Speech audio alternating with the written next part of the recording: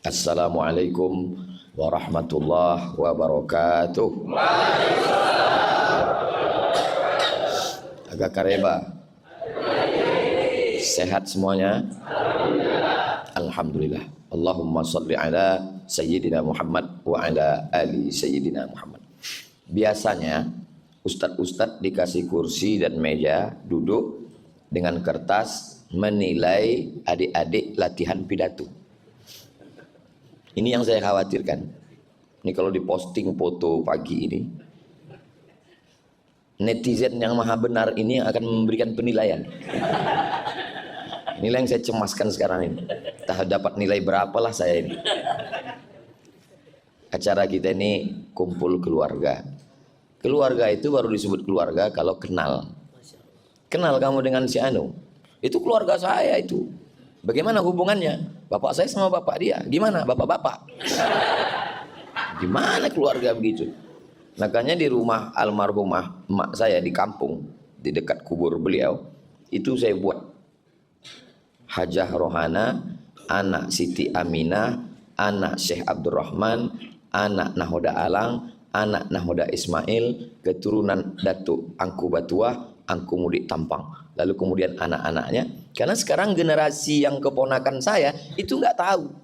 Makanya kalau Idul Fitri pas kumpul saya tanya, apa hubungan kau sama dia? Katanya keluarga, kok nggak tahu. Jadi setelah ada gambar itu dicetak di ruang tamu tengah. Jadi setiap Idul Fitri kumpul tanya, kau anak siapa? Saya anak si Anu. Ada nama kakekmu di situ? Ada. Kau anak siapa? Anak si Anu. Ada gambar nomor nenekmu di situ? Ada. Lalu hubungan kau dengan dia bagaimana? Oh, dia sudah bisa bilang oh, itu sudah mantap. Jadi keluarga itu mesti kenal. Nah sekarang ini apakah kita ini sudah kenal? Tak kenal maka tak sayang. Tak sayang maka tak ngutang. Coba ketik di Google Kapolres diskotik. Coba lihat tuh, saya udah ngetes tadi. Kapolres diskotik, keluar berita. Profil Kapolres yang berani menutup diskotik. Tribun Jawa Timur, Muhammad Najib. Kapolresta Makassar. Kita doakan beliau istiqomah, panjang umur, sehat. Muhammad artinya terpuji, Najib terpilih. Muhammad Najib terpuji dan terpilih menjadi Kapolresta Makassar. Jawa, Kalimantan, Sumatera dengan Makassar beda guys. Beda guys. Jadi kalau menjadi Kapolresta di Makassar, insya Allah di tempat lain akan lulus, akan mudah insya Allah. Kenapa begitu Pak Ustadz? Pahami sendiri, baca sendiri, ngerti sendiri. Jadi kita kenal. Tidak bisa kenal banyak, kenal sedikit. Kenapa Ustadz mulai dari Pak Kapolres? Karena sunnah memulai dari sebelah kanan. Kan sebelah kiri Pak Ustadz. Kalau saya ngadap ke kiblat kan kanan. Tergantung kita ngadapnya kemana. Ustadz Somad ini bisa-bisa aja. Lalu kemudian setelah Pak Kapolres ada anak muda artis ganteng, Bang Riki. Saya kalau ngelihat artis-artis ini sampai sekarang belum ketemu saya jawabannya. Artis ganteng, muda, viral, kaya, mau-maunya mereka taubat. Kenapa nggak nunggu agak tua dikit gitu kan?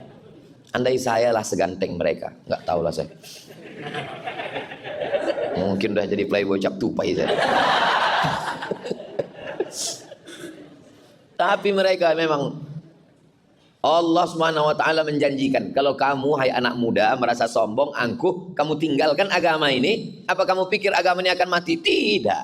Fasaufa ya'tillahu biqaumin, akan diganti Allah. Kamu akan diganti Allah dengan makhluk jenis apa? Yuhibbuhum, Allah cinta mereka, wa yuhibbuna, dan mereka membalas cinta Allah.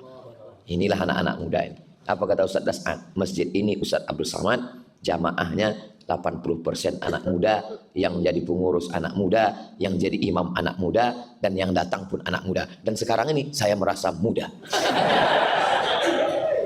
Jadi siapa yang mau ingin tetap merasa muda, datanglah ke Masjid Hajjah Sitimang. Saya sudah merasakannya. Kalau datang ke Makassar, sholat ke sini, insya Allah bangkit. Muda dan tua ini bukan masalah angka, tapi masalah rasa. Kalau rasa kita muda terus. Saya Ustadz sekarang ini berapa umur? Rasa-rasa 26, 27 ini sekarang. Apa tanda anak muda? Sholatnya ke masjid. Ini sekarang banyak juga anak muda merasa muda, tapi lautan kan kuseberangi, bukit kan kudaki, masjid kulewati. Ini bukan anak muda. Inilah anak muda kita yang luar biasa. Lalu kemudian ada bersama kita. Kalau dilihat namanya, ini cocoknya angkatan laut. Karena namanya Baharuddin. Baharu itu kan laut. Tapi bisanya jadi jenderal polisi. Masya Allah, tabarakallah. Artinya apa? Kalau yang di laut aja naik ke darat bisa jadi jenderal, apalagi kalau dia balik ke laut. Biasanya ya, biasa. Biasa kalau yang di air itu naik ke darat itu nggak ada yang baik, jahat semua. Contohnya lintah darat. Lintah itu kan di air. Waktu naik ke darat jahat. Ada yang paling parah lagi. Banyak yang ngaku. Orang Betawi kalau nikah itu pasti bawa roti buaya. Saya ini orangnya suka penasaran. Jadi waktu kawan saya nikah di Jakarta, saya tanya, kenapa itu ada roti buaya di depan? Kata dia, buaya itu makhluk yang paling setia, Ustaz. Jadi diharapkan pengantin ini setia seperti buaya. Setia dia, iya, selama di air. Kalau sudah naik ke darat. Tapi ada orang yang namanya di air, naik ke darat tetap setia. Jenderal Baharuddin Ja'far. Setia menegakkan agama Allah, menolong agama Allah. Di saat masjid-masjid kosong, beliau dengan Habib Rifki Al-Hamid meramaikan syiar masjid. Kalau bapak-bapak dari kepolisian, dari mulai Babin Kamtipmas, Kapolsek, Kapolres, Kapolda, Kapolri ingin memperbaiki citra, ingin polisi dekat masyarakat, nggak usah buat acara apapun, seminar apa-apa, datang saja ke Jenderal Baharuddin Ja'far, tanya kisi-kisi rahasia-rahasianya, beliau akan bukakan. Insya Allah Allah SWT akan menolong kepolisian Republik Indonesia, karena jumlah polisi dengan kriminal tidak seimbang sekarang. Jadi bapak-bapak polisi kalau dia melangkah dari rumah, bismillahi tawakkaltu 'alallah, la haula wala quwata illa billah, niatnya amar ma'ruf nahi mungkar, kalau dia mati, matinya mati syahid. Dan kalau dia berjuang, bernilai pahala fisabilillah insyaallah. Mudah-mudahan kita doakan mereka istiqomah semuanya. Sampai disebut dengan jenderal bersorban dan seterusnya. Alhamdulillah kita bisa bersatu rahim. Ketika salaman tadi pertama, apa yang beliau bisikkan? Ustaz Abdul Somad, saya ini laskar tak berguna. Saya jawab, Pak Jenderal, laskar serbaguna. Karena sesungguhnya mereka-mereka yang dekat dengan Allah tidak mengenal kata pensiun. Jabatan, kekuasaan, baju seragam itu hanyalah batas limit yang dibuat manusia. Tapi yang dibuat oleh Allah SWT, batasannya adalah ketika malaikat maut tiba. Berapa banyak orang yang punya seragam, punya pistol, tapi tidak berbuat apa-apa. Itu maknanya sudah mati sebelum malaikat maut datang. Bahkan malaikat maut pun melihat dia, perasaan ini kan belum kucabut nyawanya. Kok sudah mati duluan ini? Ustadz Abdul Somad ngapal ayat, ngapal hadis, menggelegar tablik akbar. Polisi tidak perlu hafal ayat, tidak perlu hafal hadis, tidak perlu pakai sound system, nggak perlu menggelegar, nggak perlu pakai mimbar, nggak perlu pakai pentas. Cukup dengan seragam dan pistolnya. Yang mau main judi online silakan. Silakan. Mumpung pistol masih ada, baju masih ada, pakai menegakkan agama Allah. Takbir. Saya diajak lewat ibu kota provinsi masuk kabupaten, habis kabupaten masuk kecamatan, dari mulai jalan mulus sampai la haula wala quwata illa billah. Saya tanya ini panitia, kita masih berada di jalan yang benar? Masih Pak Ustadz. Kemana tujuan kita ini? Sampai ujung-ujungnya kantor polsek.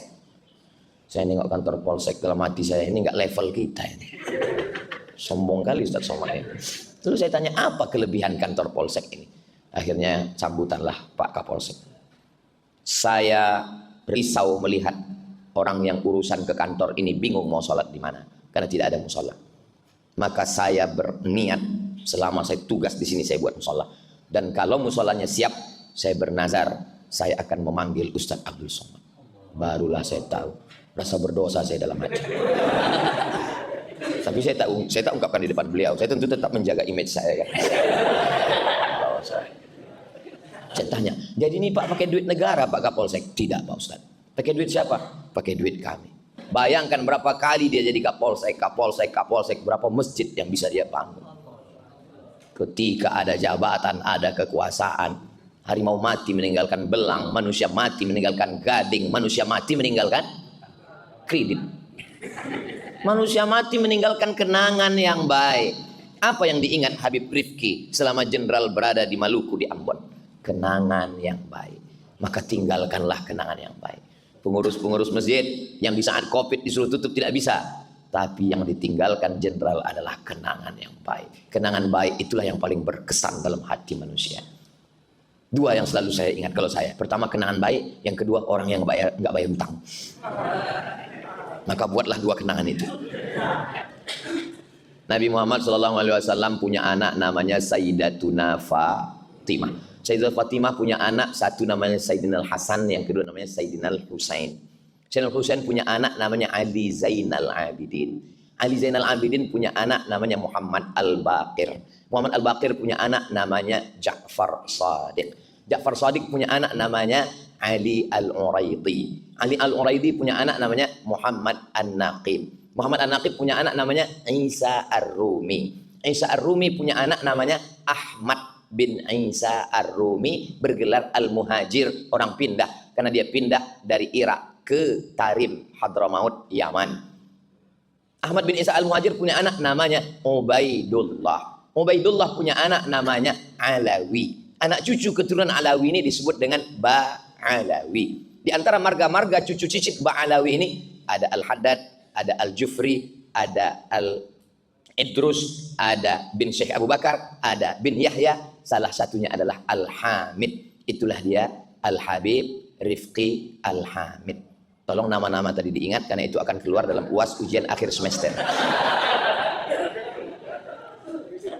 Nah, jadi beliau ini nasabnya bersambung sampai ke Nabi Muhammad SAW. Jadi Ustadz Abdul Somad nggak bersambung. Saya keturunan Nabi juga, cuman Nabi Adam. Jadi kalau ada di antara orang yang mengatakan, saya ini nggak keturunan Nabi Pak Ustadz, berarti kau keturunan monyet. Mohon maaf, yang ngomong gitu bukan saya, Charles Darwin. Karena kata dia manusia ini, kita ini semua berasal dari Nabi Adam. Kullukum min Adam. Semua kamu dari Adam, wa Adam min turab. Dan Adam itu diciptakan dari tanah, berjalan di atas tanah, kembali ke tanah, mati masuk lubang tanah, dimakan cacing.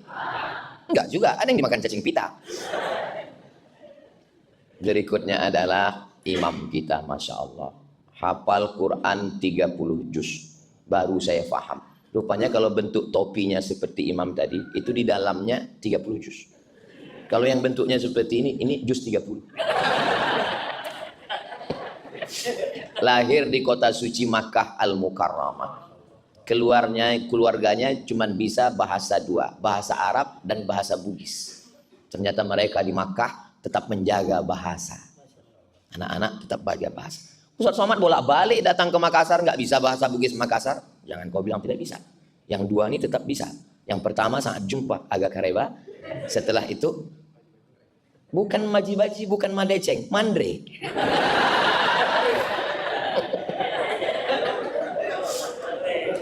Nah, sesuatu yang paling saya sesali, kalau bolehlah menyesal kembali ke masa lalu. Kenapa di Mesir dulu tidak belajar bahasa Bugis Makassar dengan Ustadz Bunyamin? Kenapa saya tak belajar bahasa Bugis Makassar dengan Ustadz Hasbi? Kalau bisa, sekarang ini kan saya lancar bahasa itulah. Maka saudaraku di mana? Kenapa Ustadz nggak belajar bahasa Bugis? Karena tidak pernah terpikir di kepalaku bahwa aku akan datang ke Makassar. Siapa sangka Ustadz Somad akan viral?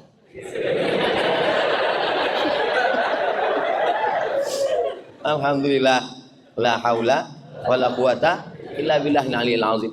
Saya betul-betul menikmati bacaan imam tadi, ya Allah. Terutama Al-Fatihahnya yang di rakaat kedua. Tolong kalau tadi ada rekamannya, saya minta Al-Fatihah rakaat kedua, minta kirimkan ke tim UAS. Saya mau dengar ulang, saya mau bawa, saya mau tes nanti. Walaupun saya yakin nggak bisa terlalu mirip, tapi paling tidak mendekati. Sedap kali saya rasa tadi ayat. Pernah juga beberapa ayat saya coba, pas saya tanya istri saya tanya keluarga, di mana mirip? Jauh kali gitu deh.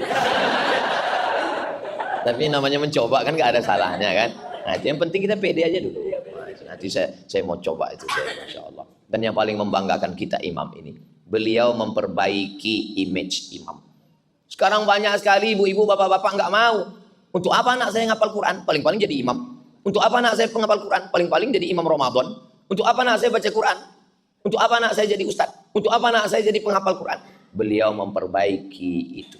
Tidak dengan tausiah. Beliau mahasiswa fakultas kedokteran. Saya bisa berkata, anak ibu masukkan ke tahfiz Quran, hafal Quran, dia akan jadi dokter. Alah ngomong, mana ada dokter? Datang kalian ke Makassar, sholat di Masjid Hajah Sitimang, temui imamnya. Tapi jangan berharap jadi mertuanya. Karena pasti kalian akan tereliminasi. Saingan pasti banyak, luar biasa. Apa boleh buat?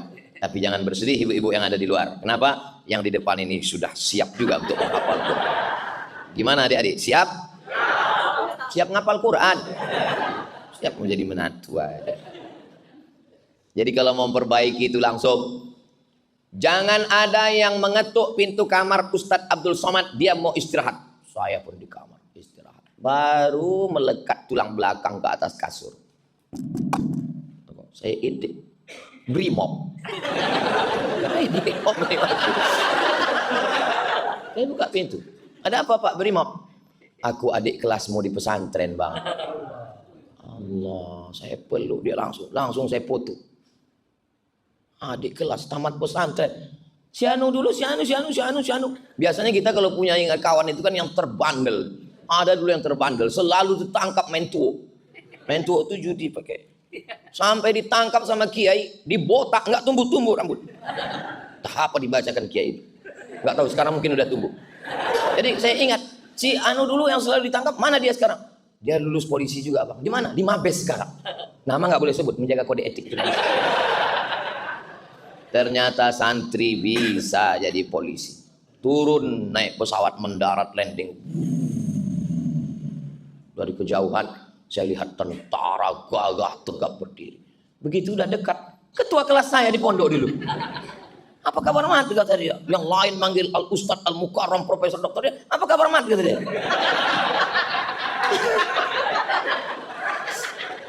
Saya bangga.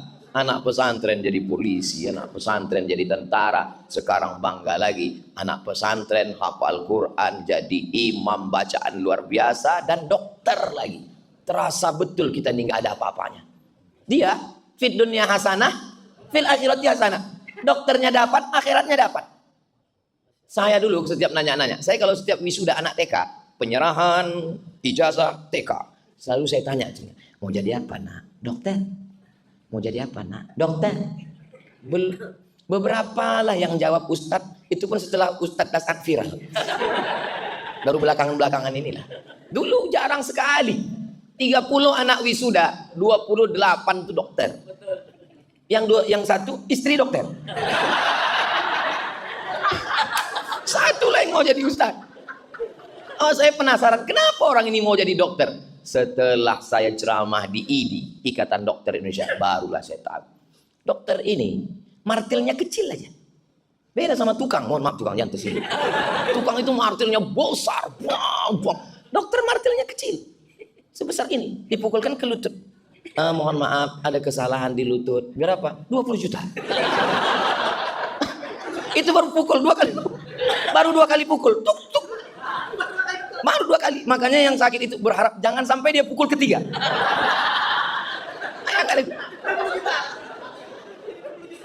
Terus gimana dok? Dan biasanya lutut itu kan sepasang kan? Nggak mungkin cuma pukul kanan. Pukul kiri 20 lagi. Tukang jaga malam, mohon maaf, jangan cewek yang jaga malam. Itu kan senternya, batunya 6 itu, besar-besar. Senter. Dokter, senternya kecil, batunya juga paling kecil. Buka mulut, 15. Baru buka. Buka 15, tutup 10. Buka tutup 25.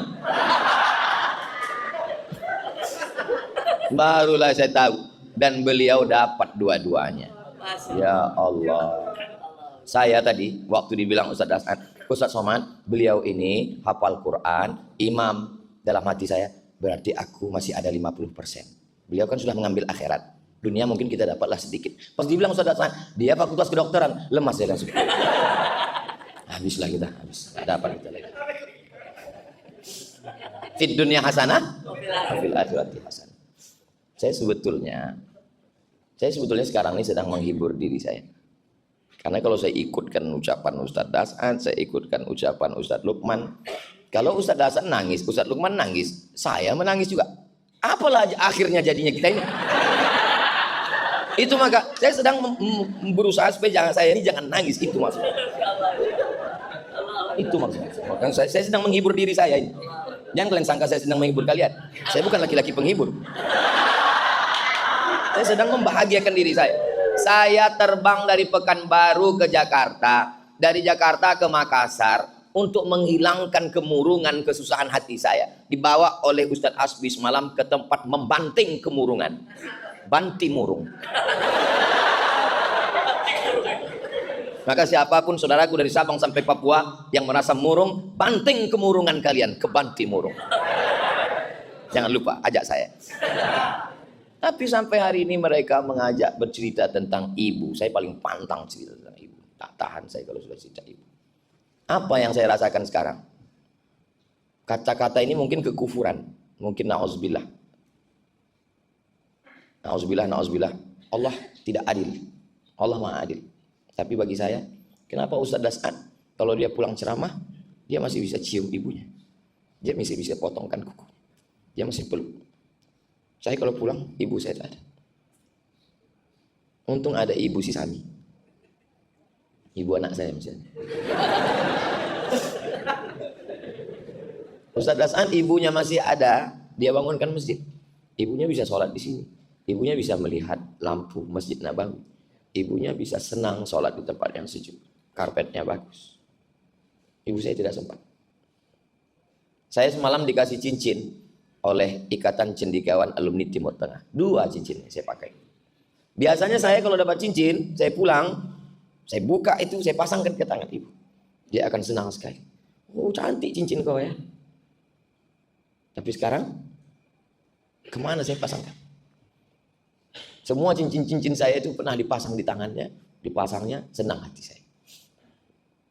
Selalu dalam hati itu berkalau. Kalaulah dulu ku bawa ke Makassar, kalau dulu ku bawa jalan-jalan ke Brunei, kalau dulu ku bawa.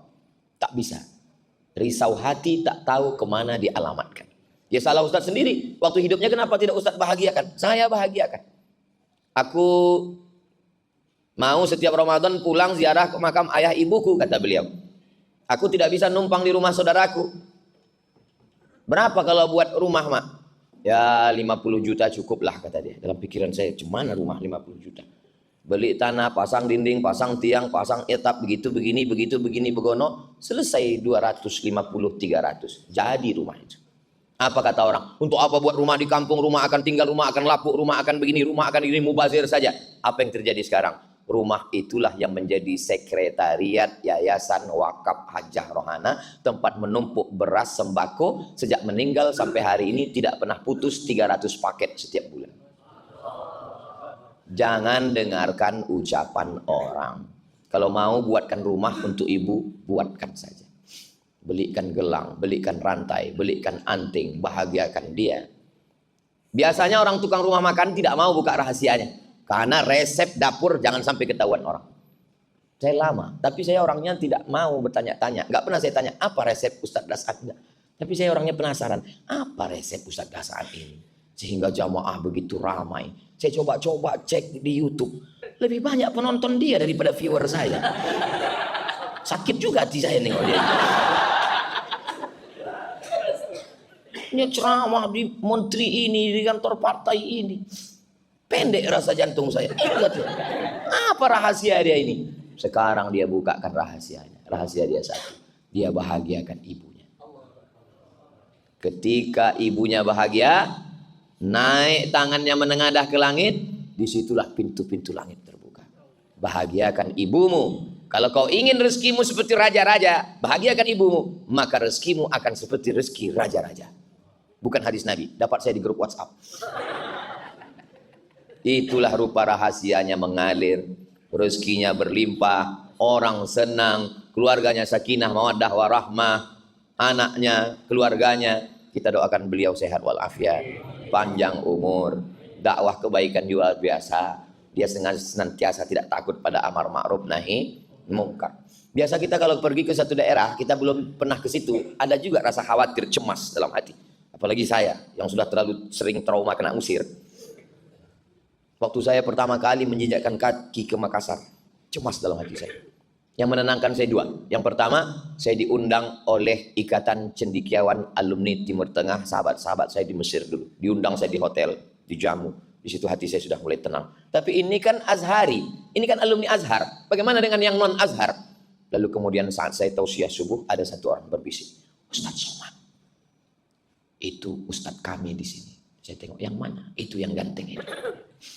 Siapa namanya? Das'ad Latif. Itulah pertama kali ketemu kami. Fotonya masih saya simpan sampai sekarang. Pertemuan pertama kami. Biasanya ustadz-ustadz terkenal, kalau datang ustadz lain luar kota ke tempat dia tidak mau datang. Kenapa? Karena dianggapnya sebagai saingan. Ustadz Das'ad tidak begitu. Begitu saya datang, dia datang, merangkul bersama. Jadi kalau hari ini kita buat program namanya Jumpa Kumpul Keluarga, beliau sudah lama menganggap saya sebagai keluarga. Allahu Akbar. Makanya setiap ketemu beliau senang hati. Apa yang membuat kita ini bahagia? Apakah karena makanan yang enak? Belum tentu. Berapa banyak orang tidak bisa makan enak? Dikasih udang, kolesterol. Dikasih daging. Saya di mana-mana tempat saya katakan, tidak ada kambing mengandung kolesterol. Karena kambing mengandung anak kambing. Apalagi kita tinggal di Makassar. Ini di tepi laut yang indah. Makanan seafoodnya tadi malam, ikan bakar, ada udang, ada cumi, ada. Ini tidak ada kolesterol. Makan aja saya bilang. Kolesterol ini nanti di laboratorium. Bukan pada makanannya. Cantik indah alamnya Pantai Losari. Bukan pada alamnya, bukan pada pantainya, bukan pada air terjunnya, bukan pada makanannya. Lalu indahnya di mana? Bersama dengan siapa? Jangan kalian pakai untuk pacar kalian. Tak kuizin kan. Kadang-kadang anak muda ini ngaji, tapi pas pacaran dipakainya juga. Bukan tergantung tempatnya dek, bukan makanannya, tapi tergantung dengan siapa. Enggak kuizin kan. Yang makai itu mudah-mudahan kalian putus.